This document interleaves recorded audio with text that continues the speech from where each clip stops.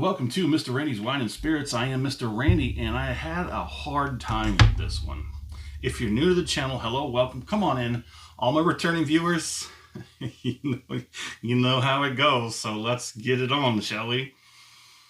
So today we're going to be doing the full review of Grand Old Parr, aged 12 years, blended Scotch whiskey. It comes in at 40% alcohol by volume.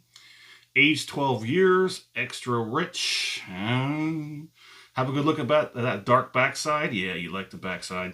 It's imported by Diageo through New York. Serving facts, we always love to see that. Carbohydrates, 0. Thank you very much. Appreciate that. And it's got a nice, I've been checking the thing about this bottle. I think I might be able to salvage this bottle once the video is over with. But let's get a pour on, shall we? Oh, okay.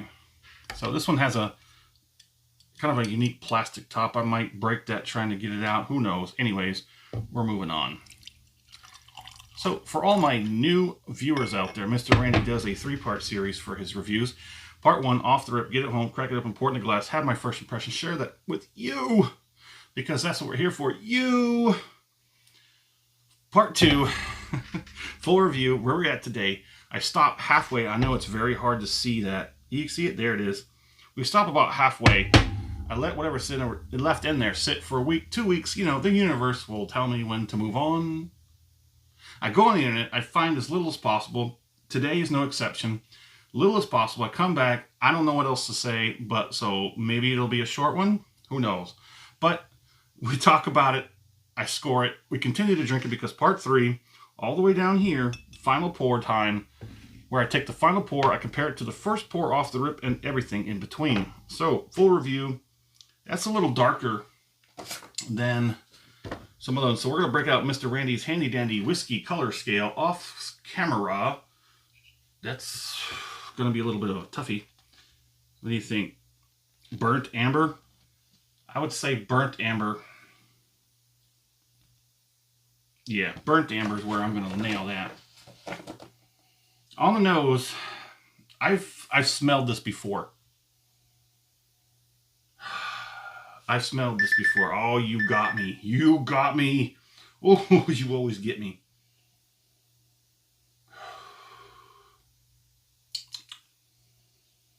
The nose is, it's got some strength to it, but it's also kind of a subdued, sickly sweet kind of thing. Like, I wish I had a better terminology for that. Maybe I'll look that up. Let me take a note of that. Make that with sickly sweet alternatives. Okay. So the Old Parr 12 year. I got information is from the Verdant Valley. I don't know where that's at. It didn't say. This was originally started in the 1970s. No much more on that. Just 1970s. Fantastic time to be alive on the planet of Earth. So I paid just under $33 out the door, and there is a notation which I can't read again. So, oh, okay, my bad. I paid just under $33 out the door. On standard in my area, it reaches up to $45. So I would probably say it's ranging anywhere from $35 to $45 in this area. It's got this sort of a nose to it. It's like malt and white oak and spearmint, maybe? Like a sort of like a mintiness to it. A malt, white oak, mintiness. The oak and the vanilla and the spice or anything like that is sort of like subdued behind that unique sort of spearmint kind of note that's there. So let's go ahead and get the first palating out of the way, because the first palating doesn't quite, it's an acclimation thing. So you get used to it so that the second palate comes in and it tells you, it gives you a better gauging of it. So let's get that first one out.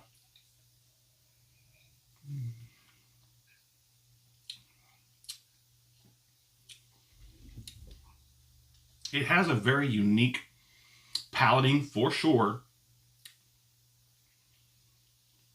Now I'm sort of like salivating and working everything in the mouth to sort of swipe all that stuff to the side and clear it out. You may also consider maybe having a drink of water.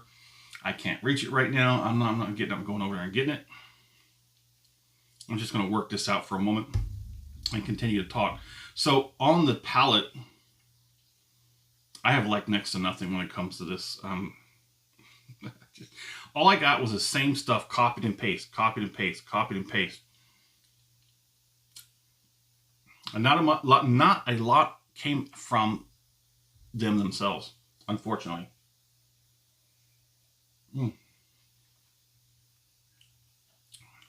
It's got a unique bottle.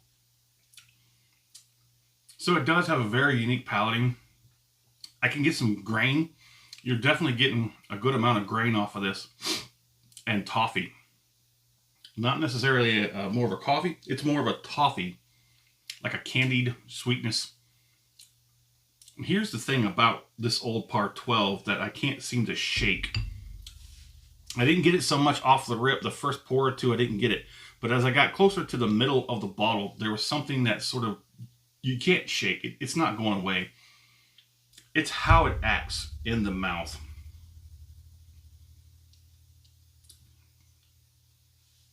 The flavor profiles dissipate relatively quickly. Everything sort of gets a little tingly, little nummy. And I get everything on the top of the tongue and the roof of the mouth. I'd say the top of the tongue gets like a 1, while the tongue gets a 2, pushing a 3. While everything else is just sort of like in the shadows of this kind of thing.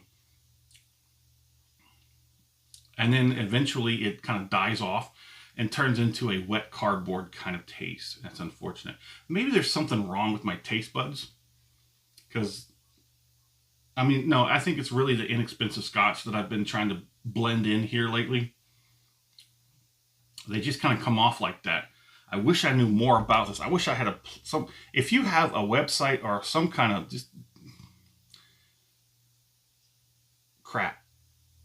McDonald, Greenlees Distilleries, Edinburgh.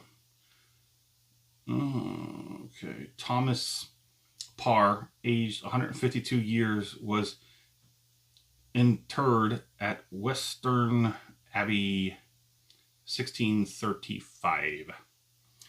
Well, shoot. I guess I just didn't look at it hard enough to see the writing around the sides. Maybe that might have helped in some of the, research on this.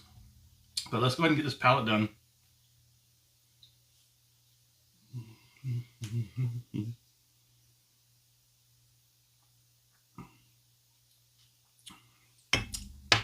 Not bad on viscosity.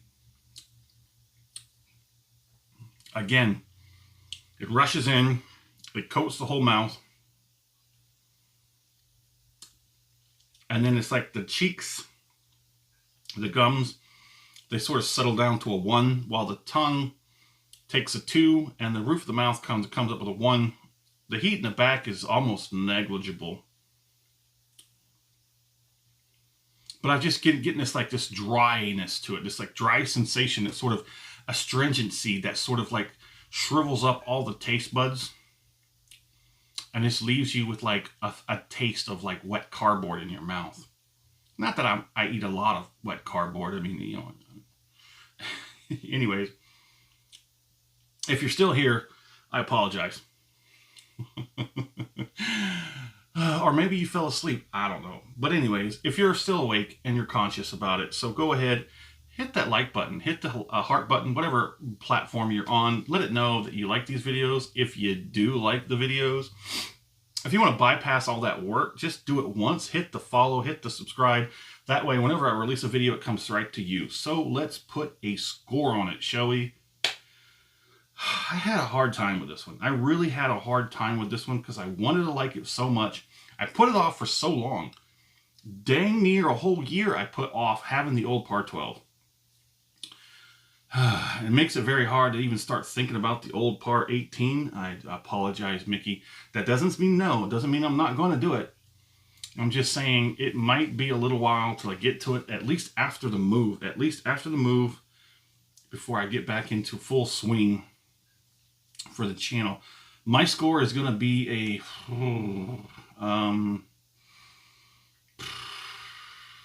I'm gonna give it a. I'm gonna give it a. I'm gonna give it a weak 3 out of 5. Don't hate me. Don't hate me. Weak 3 out of 5. It is a unique whiskey. I give it that. That's its strength. It's got a good solid back end. You love a good solid back end, don't you? Oh, I love a sturdy back end. It's not horrible. I just wish it was better.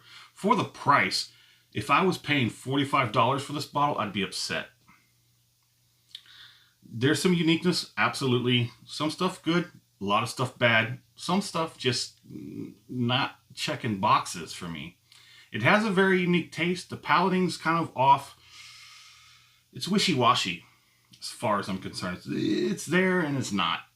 My fair price, 20 to 25 maybe. I don't know. Am I missing something? Did I get a bad bottle or something? I'm not sure about that. Would I buy this again? No. No, I wouldn't. This experience has not brought me to the point where I would think about buying this one again, at least a 12-year. I'm still considering the 18, Mickey. Don't give up hopes yet, sir. I still have the 18 in my sights, but after I move, where I'm going, there's going to be a whole slew of stores where the prices are going to be lower and availabilities are going to be much, much better. Well, there it is. Do me a favor, in the comment section, tell me where you're at, what you're drinking. What do you think about the old Parr 12? Have you tried it? Let me know. Hit me up. And as always, thanks for stopping by here at Mr. Randy's Wine and Spirits. Yeah.